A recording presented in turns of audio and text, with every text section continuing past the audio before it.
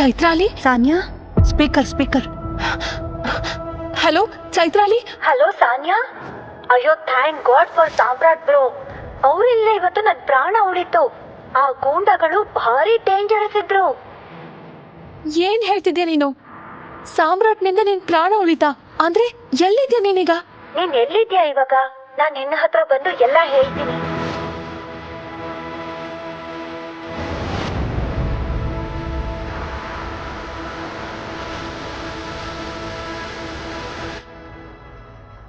ಕೂತ್ಕೋ ಒಂದ್ ನಿಮಿಷ.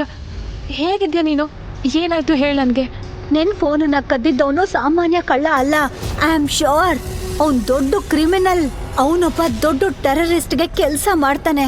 ಆ ಟೆರರಿಸ್ಟ್ ದುಬೈನಲ್ಲಿ ಇರ್ತಾನೆ. ಸರ್, ಐ ಆಮ್ ಶ್ಯೂರ್ ಅವ್ರದ್ದು ಒಂದು ಹ್ಯೂಮನ್ ಟ್ರಾಫಿಕಿಂಗ್ ದಂಧೆ ಇದೆ. ನಾನು ಅವ್ರ ಕೈಲಿ ಸಿಕ್ಕಾಕೊಂಡಿದ್ದಾಗ ನಾನು ಅವರನ್ನ ಬೇಡ್ಕೋತಿದ್ದೆ, ಪ್ಲೀಸ್ ನನ್ನ ಬಿಟ್ಬಿಡಿ. ನನ್ನ ಫ್ರೆಂಡ್ ಸಾನ್ಯಾ ನನ್ನನ್ನೆಲ್ಲಿ ಕರೆದಿದ್ದು. ನನಗೆ ಹೀಗೆಲ್ಲ ಆಗತ್ತೆ ಅಂತ ಗೊತ್ತಿರ್ಲಿಲ್ಲ. ಸಾನ್ಯಾ ತನ್ನ ಗಂಡ ಸಾಮ್ರಾಟ್ ಬಗ್ಗೆ ಏನೋ ಹೇಳೋದಕ್ಕೆ ಕರೆದಿದ್ದಾಳೆ ಅಂತ ಅನ್ಕೊಂಡಿದ್ದೆ. Please please. ಏ ಹುಡ್ಗಿ, ಯಾರ ಹೆಸರು ಹೇಳ್ತಿದ್ಯಾ? ಯಾರಿದು ಸಾಮ್ರಾಟ್? ಆಮೇಲೆ ಏನಾಯ್ತು ಚೈತ್ರಾಲಿ? ನಾನು ಅವ್ರ ಹತ್ರ ರಿಕ್ವೆಸ್ಟ್ ಮಾಡ್ಕೊಂಡೆ, ಒಂದು ಸಾರಿ ನನ್ನ ಫೋನ್ ನಲ್ಲಿ ಸಾಮ್ರಾಟ್ ಬ್ರೋ ಫೋಟೋ ನೋಡಿ ಅಂತ. ಆಮೇಲೆ ಯಾಕೋ ಗೊತ್ತಿಲ್ಲ, ಅವರು ಸಾಮ್ರಾಟ್ ಫೋಟೋ ನೋಡಿ ಗಾಬರಿ ಆದ್ರು. ಬ್ರೋ ಫೋಟೋನ ಝೂಮ್ ಮಾಡಿ ಈ ಉಂಗ್ರ ನನಗ್ ಅರ್ಥ ಆಗ್ಲಿಲ್ಲ. ಆ ಟೆರರಿಸ್ಟ್ಗಳು ತುಂಬಾ ಹೆದರ್ಕೊಂಡಿದ್ರು. ಯಾಕೆ ಹಾಗೆ ಮಾಡಿದ್ರು ಅಂತ ನನಗೆ ಅರ್ಥನೇ ಆಗ್ಲಿಲ್ಲ. ಆದ್ರೆ ಅವರು ನನ್ನ ಬಿಟ್ಬಿಟ್ರು. ಅಯ್ಯೋ ಕತ್ತೆಗಳ, ಟೈಗರ್ ಸರಿ ಗೊತ್ತಾದ್ರೆ ಅವರೇ ನನ್ನನ್ನ ಗುಂಡು ಹೊಡೆದು ಸಾಯಿಸ್ಬಿಡ್ತಾರೆ. ಮೇಡಮ್ ಬ್ಯಾಗ್ ತಗೊಳ್ಳಿ ಮೇಡಮ್. ಹೋಗಿ ಹೋಗು. ವಾಟ್? ಇದ್ ಹೆಂಗ್ ಸಾಧ್ಯ? ಅಂದ್ರೆ ಯಾವ ಮನುಷ್ಯ ಕಳ್ಳನ ಹಿಂದೆ ಓಡೋಕ್ಕೂ ಹೋಗ್ಲಿಲ್ವೋ? ಅವನು ಈ ಅಂಡರ್ ವರ್ಲ್ಡ್ ಲೆವೆಲ್ ಟೆರರಿಸ್ಟ್ಗೆ ಹೆಂಗ್ ಗೊತ್ತು? ಮತ್ತೆ ಅವನು ಸಾಮ್ರಾಟ್ ನನ್ನ ಟೈಗರ್ ಅಂತ ಯಾಕೆ ಕರೀತಿದ್ದ? ಇವನ್ ಫೋನ್ ಯಾಕೆ ಸ್ವಿಚ್ ಆಫ್ ಬರ್ತಿದೆ? ಎಲ್ಲಿದ್ದಾನ ಇವನು? ಮಮ್ಮಿ, ನನ್ ಗಂಡ ಸಾಮ್ರಾಟ್ ಪವರ್ಫುಲ್ಲಾ? ಅವನ್ ಅಷ್ಟೊಂದು ಪವರ್ಫುಲ್ ಆಗಿದ್ರೆ ನಮ್ ಮನೇಲಿ ಹೀಗೆ ಅವಮಾನ ಸಹಿಸ್ಕೊಂಡು ಮನೆ ಅಳಿಯನಾಗಿ ಯಾಕಿದಾನೆ? ಅಯ್ಯೋ ದೇವ್ರೆ, ನನಗ್ ತಲೆ ಸುತ್ತ ಬರ್ತಿದೆ. ನಿಜವಾಗ್ಲೂ ಸಾಮ್ರಾಟ್ ಟೈಗರ? ಹಾಗಾದ್ರೆ ಸಾಮ್ರಾಟ್ ಯಾಕೆ ಹೇಡಿಯಂತೆ ಇರ್ತಿದ್ದ? ಆಗ ಆ ಕಳ್ಳನನ್ನ ಯಾಕೆ ಹಿಡಿಲಿಲ್ಲ? ಮತ್ತು ಇದೆಲ್ಲಕ್ಕಿಂತ ದೊಡ್ಡ ಪ್ರಶ್ನೆ, ಅಂಡರ್ ವರ್ಲ್ಡ್ ನ ಭಯಾನಕ ಡಾನ್ ಅನ್ನೇ ನಡುಗಿಸೋ ಸಾಮ್ರಾಟ್ ಯಾಕೆ ಅತ್ತೆ, ಕೆಲಸದವರು ಮತ್ತೆ ಹೆಂಡತಿಯಿಂದ ಬೈಗಳು ತಿಂತಿದ್ದ? ಯಾಕೆ ಬಡವ್ರ ತರ ಜೀವನ ನಡೆಸ್ತಿದ್ದ? ಇದೇ ಪ್ರಶ್ನೆ ಸಾನ್ಯಾಳ ತಲೆಯಲ್ಲೂ ಓಡ್ತಿತ್ತು. ಆಗ್ಲೇ ಅವಳ ತಾಯಿ ಶರ್ಮಿಳಾ ಹೇಳಿದ್ರು, ಸಾನ್ಯಾ, ನಾನ್ ಇದನ್ನೆಲ್ಲ ನಂಬೋಕೆ ಆಗಲ್ಲ. ಅರೆ, ಯಾವ ಕೆಲ್ಸಕ್ಕೂ ಬಾರ್ದವನು, ತನ್ ಮೂಗಿನ ಮೇಲೆ ಕೂತಿರೋ ನೊಣ ಓಡ್ಸೋಕ್ಕೂ ಹೆದ್ರವನು. ಅವನಿಗೆ ಟೆರರಿಸ್ಟ್ಗಳು ಯಾಕೆ ಹೆದರ್ತಾರೆ? ಆದ್ರೆ ಈ ಹಾಳಾದವನು ಏನೋ ಮುಚ್ಚಿಡ್ತಾ ಇದ್ದಾನೆ. ಅದನ್ನ ಪತ್ತೆ ಹಚ್ಚಬೇಕು.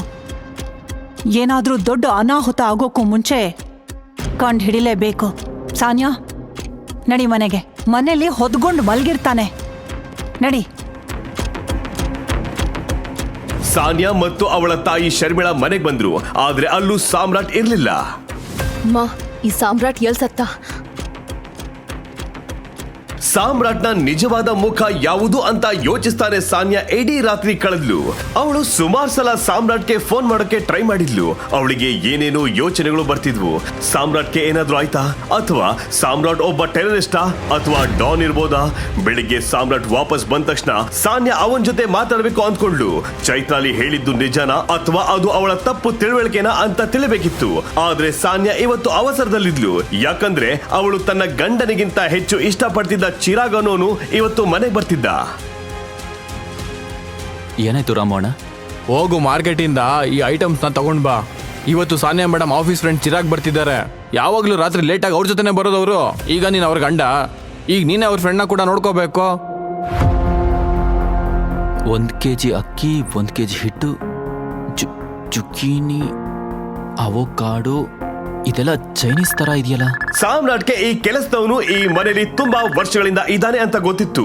ಇನ್ನು ಆ ಮನೆಯಲ್ಲಿ ಅವನಿಗೆ ಸಾಮ್ರಾಟ್ಗಿಂತಲೂ ಹೆಚ್ಚು ಗೌರವವಿತ್ತು.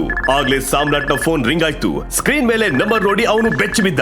ಯಾಕಂದ್ರೆ ಆ ನಂಬರ್ ಟರ್ಕಿಯಿಂದ ಬಂದಿತ್ತು. ಸಾರಿ. ಕುರುಡ, ಕಣ್ ಕಾಣಿಸಲ್ವಾ? ನನ್ನನ್ನ ಡಿಕ್ಕಿ ಹೊಡಿಯಕ್ ನಿನ್ಗೆ ಎಷ್ಟು ಧೈರ್ಯ? ಹಾ, ಏನ್ ಮಾಡ್ತಾ ಇದ್ದೀರಾ ನೀವು? ಬಿಡಿ. ಮಗನೇ, ನೀನ್ ಯಾರಿಗ್ ಡಿಕ್ಕಿ ಹೊಡೆದಿದ್ಯಾ ಅಂತ ಗೊತ್ತಾ ನಿನಗೆ? ಗಜ್ಜು ಭಾಯ್ ಹೆಸರು ಕೇಳಿದ್ಯಾ? ಈಗ ಡಿಕ್ಕಿ ಹೊಡೆದಿದ್ಯಾ, ದಂಡ ಕಟ್ಟೆ ಹೋಗ್ಬೇಕು ನೀನು, ಗೊತ್ತಾಯ್ತಾ? ಲೇ, ಇವನು ಅದೇ ಮನೆ ಅಳಿಯ ಅಲ್ವಾ? ಕೋಟಿ ಅಧಿಪತಿ, ಸುಂದರ ಹೆಂಡತಿ ಇರೋನು. ಆ ಒಂದು ಕೆಲಸ ಮಾಡೋಣ ರಾಜ, ಇವತ್ತು ಇವನ್ನ ಕಿಡ್ನಾಪ್ ಮಾಡ್ಬಿಡೋಣ. ಅದೇ ನೆಪದಲ್ಲಿ ಅವನ್ ಹೆಂಡತಿನ ನಮ್ಮ ಅಡ್ಡ ಕರ್ಸ್ಕೊಳ್ಳೋಣ. ಇಡೀ ರಾತ್ರಿ ಪಾರ್ಟಿನೇ ಪಾರ್ಟಿ. ಸಾಮ್ರಾಟ್ನ ಫೋನ್ ಮತ್ತೆ ರಿಂಗ್ ಆಯ್ತು. ಪದೇ ಪದೇ ಫೋನ್ ರಿಂಗ್ ಆಗೋದನ್ನು ನೋಡಿ ಗಜ್ಜು ಸಾಮ್ರಾಟ್ನಿಂದ ಫೋನ್ ಕಸಿದ್ಕೊಂಡ್ಬಿಟ್ಟ. ಈಗಲೇ ಡೌನ್ಲೋಡ್ ಮಾಡಿ ಪಾಕೆಟ್ FM ಮತ್ತು ಕೇಳಿ ದೇಶ ವಿದೇಶದಲ್ಲಿ ಫೇಮಸ್ ಆಗಿರೋ ಟೈಗರ್ ರಿಟರ್ನ್ಸ್ ಅನ್ನೋ ಮೈ ನವಿರೇಳಿಸೋ ಕಥೆಯನ್ನ.